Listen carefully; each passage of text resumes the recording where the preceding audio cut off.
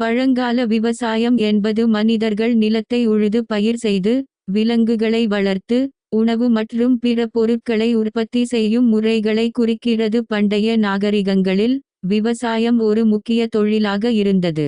அது அவர்களின் உணவுத் தேவைகளை பூர்த்தி செய்தது மட்டுமல்லாமல், சமூக மற்றும் பொருளாதார வளர்ச்சியையும் ஊக்குவித்தது. பழங்கால விவசாயத்தின் அம்சங்கள: நிலத்தை உழுதல.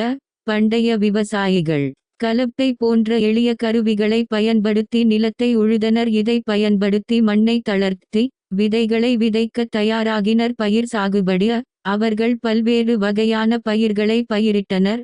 அதில் நெல், கோதுமை, பார்லி மற்றும் காய்கறிகள் போன்றவை முக்கியமானவை. பயிர்கள் நன்கு வளர அவர்கள் நீர்ப்பாசன முறைகளை பஜ்னன்பட்டுத்தினர். விலங்கு வளர்ப்பு: விவசாயிகள் கால்நடைகள், கோழிகள் மற்றும் பிற விலங்குகளை வளர்த்தனர். இவை அவர்களுக்கு இறைச்சி, பால், முட்டை மற்றும் பிற பொருட்களை வழங்கின. உணவு சேமிப்பு: அறுவடை செய்யப்பட்ட தானியங்கள் மற்றும் பிற பொருட்களை சேமித்து வைக்க அவர்கள் களஞ்சியங்கள் மற்றும் தானிய கிடங்குகளை பஜ்னன்பட்டுத்தினர். சமூக அமைப்பு: பழங்கால விவசாய சமூகங்களில் விவசாயம் ஒரு முக்கிய தொழிலாக இருந்தது, மேலும் அது சமூக அமைப்பில் ஒரு முக்கிய பங்கு வகித்தது. பழைய விவசாய முறைகள் சில: கலப்பு பயிர் முறை: ஒரு வயலில் பல வகையான பயிர்களை ஒன்றாக பயிரிடுவது, இது நிலத்தின் வளத்தை பாதுகாக்கவும், பூச்சிகள் மற்றும் நோய்களை கட்டுப்படுத்தவும் உதவியது. பயிர் சுழற்சி: வெவ்வேறு பயிர்களை ஒரு குறிப்பிட்ட வரிசையில் பயிரிடுவது, இது மண்ணின் வளத்தை மேம்படுத்த உதவுகிறது. நில மேம்பாடு: பண்டைய விவசாயிகள் நிலத்தை மேம்படுத்த பல்வேறு உத்திகளை பஜ்னன்பட்டுத்தினர்.